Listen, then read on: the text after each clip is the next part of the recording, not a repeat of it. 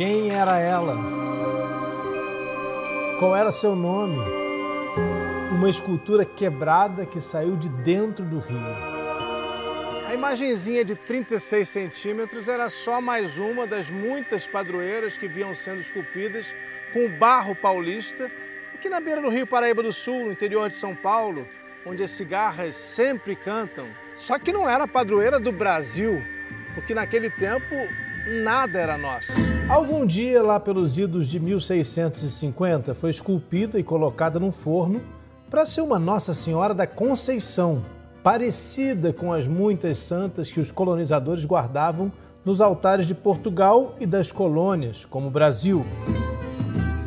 Quando a cabeça foi colada, aquela santinha ficou assim, os pés sobre a lua, barriguinha de quem está grávida e o cabelinho curto mesmo, porque o barro fino de seus cabelos longos se quebrou e nunca mais apareceu.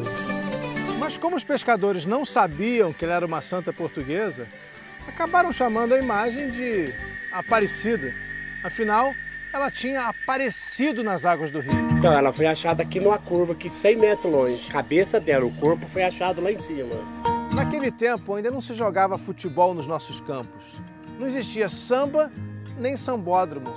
O Brasil tinha suas bananeiras, araras e papagaios, mas nem imaginava que um dia seria o país do carnaval.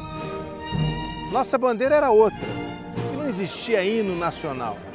Um Cristo de concreto em tamanho gigante, só 200 anos depois.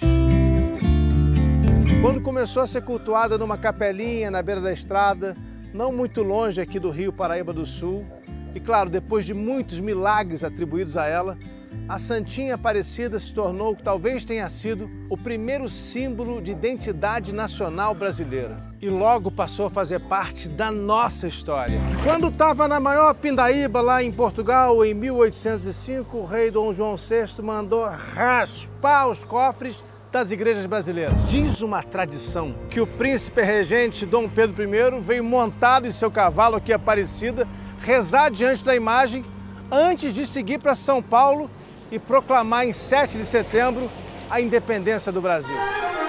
Esteve presente o príncipe regente Dom Pedro na manhã do dia 20 de agosto de 1822.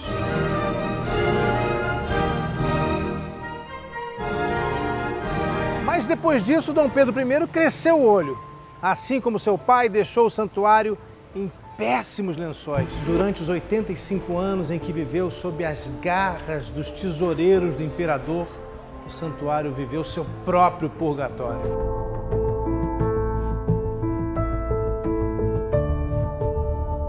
Os tesoureiros roubavam na maior cara de pau. Você acredita se eu te contar que eles bloqueavam a caixinha de doações que ficava aqui nesse altar, na agora Basílica Velha, para que depois um funcionário que estava mancomunado com eles tirasse o dinheiro das doações e colocasse no próprio bolso.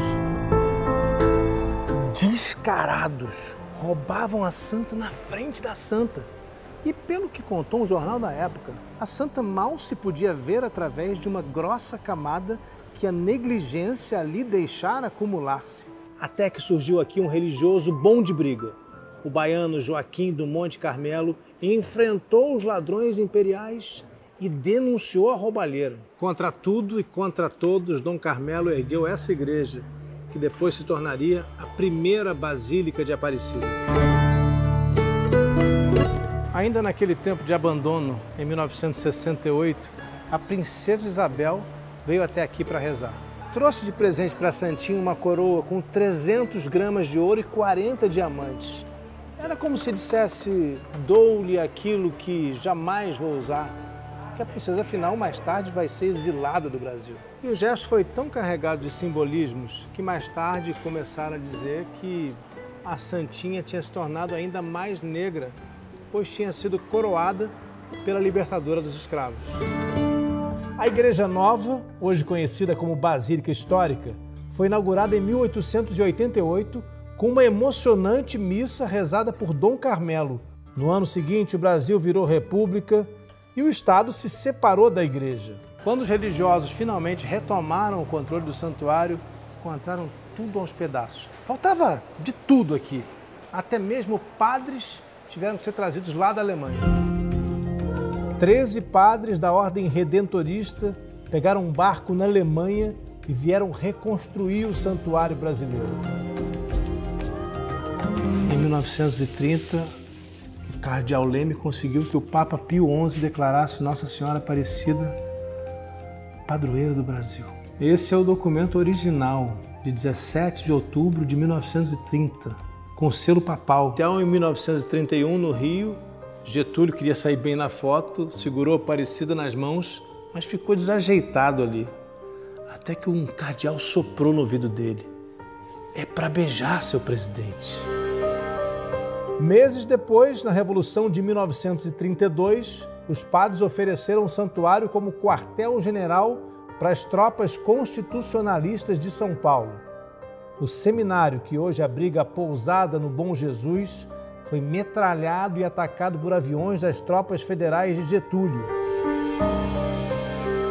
Numa certa madrugada, a Santinha Aparecida foi levada de trem para São Paulo, onde ficou escondida.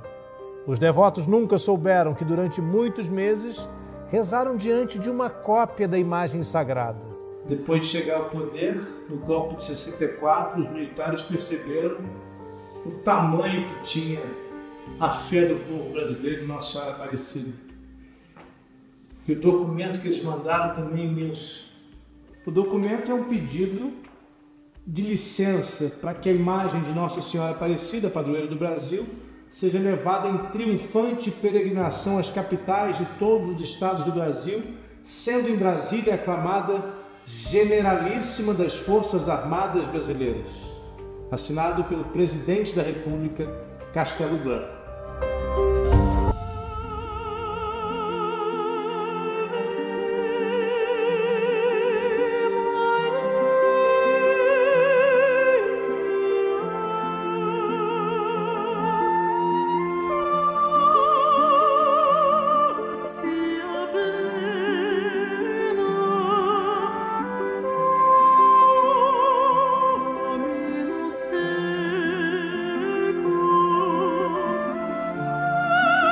Eu sempre achei interessante perceber como ela é gordinha, tem um rostinho com as bochechas gordinhas, e a gente tem a impressão de que o escultor quis mostrar que Nossa Senhora estava grávida. Ela é, afinal, originalmente uma Nossa Senhora da Conceição. Foi esculpida para ser mais uma imagem da padroeira de Portugal, na época em que nós éramos uma colônia portuguesa. E que eu acho lindo nessa história, é que a Aparecida quis ser brasileira, quis ser a nossa imagem, a imagem do nosso povo. E quando eu olho para ela assim tão de perto, eu estou olhando para a nossa história, para o nosso povo, para aquilo que nós somos. E eu confesso a vocês que eu nunca tinha ficado tão de perto, tão perto. Eu já tinha vindo aqui nessa capela, mas nunca tinha subido para olhar tão de perto e poder admirar.